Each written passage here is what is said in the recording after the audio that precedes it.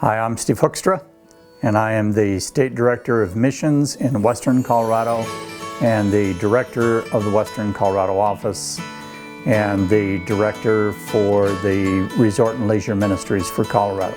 We have about 465,000 people in Western Colorado with about 100 to 110 churches, and which gives us about 4,650 people per church that we're ministering to.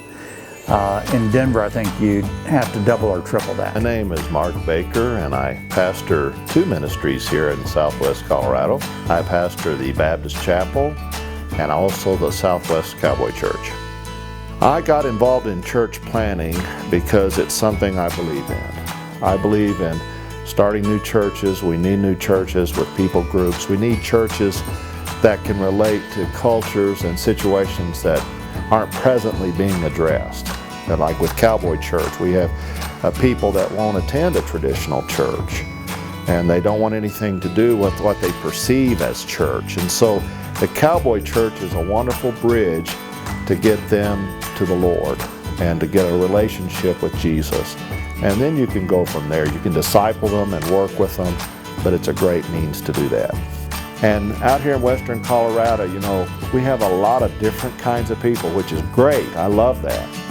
But they need a place to go, and they need a place to be comfortable, and they need a place where they can hear the gospel. So I can see a real value in church planning. It may not be on the same scale as the big cities, where they can do more multiple church plants.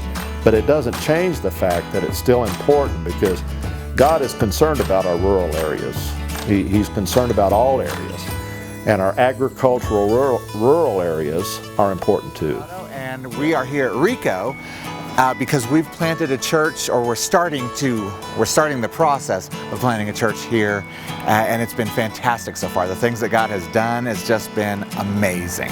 Our hope for the church in Rico is that it will be a self-sustaining church that will plant churches as well. We're kind of getting addicted to this lifestyle. We want to plant another church here, and let's look at another church here. And what's another place that needs the gospel message? We're looking at Placerville as a means of reaching out and reaching to a group of people that have no real means of getting to anywhere to find church, to find Christ. And so it's literally us going to a place that just needs somebody to come to them instead of them coming to us. Revival will start in Placerville because the local church will tell people where Christ is. The greatest reason for planting churches in Western Colorado, especially in our context, it is the perfect expression of the Great Commission for the local church. We began working to gather a core group of leaders from Calvary Church Inglewood and gather folks from the community and plant a new church a couple miles down the road in Littleton.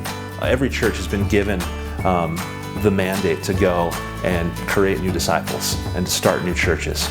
And what that does is it brings new life. It brings a church where there is no church. We feel like God's called us to help start Calvary Littleton, but ultimately we feel like God's called us to plant the gospel and plant a church in another part of the city. We've seen 90 distinct neighborhoods, and we'd love to see a gospel-centered church in every single one of those.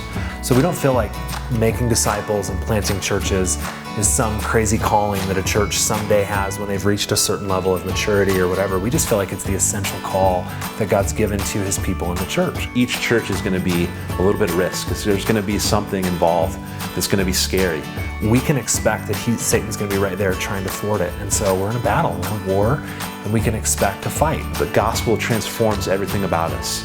And I get excited to think about when I go back into Winchell's and I see that guy that's now part of our family. He's been adopted into God's family, and he's come alive. That gives me chills just thinking about looking at all those faces and those relationships that I've built, to see those people transformed by the gospel. That's exciting. And there are far too few churches to effectively reach them and disciple them and send them out. And so we need to plant the gospel and plant churches. Hi, my name is Jim Maslowski, and I'm your Director of Missions on Colorado's Front Range and Eastern Plains. And I want to talk to you about a valuable resource for your church. If you go to impactcolorado.com, you will find a map of Colorado with 258 dots on it. Each one of those dots represents a place in Colorado that has the highest level of lostness and the lowest level of evangelical presence. In other words, a place that needs a church full of people that love Jesus. And if you click on the dot, it will reveal a printable mission digest that tells you all about the people in the community that live at that dot. You can use that missional digest to pray for and explore that community. Each one of those dots needs a Colorado Baptist Church to adopt it.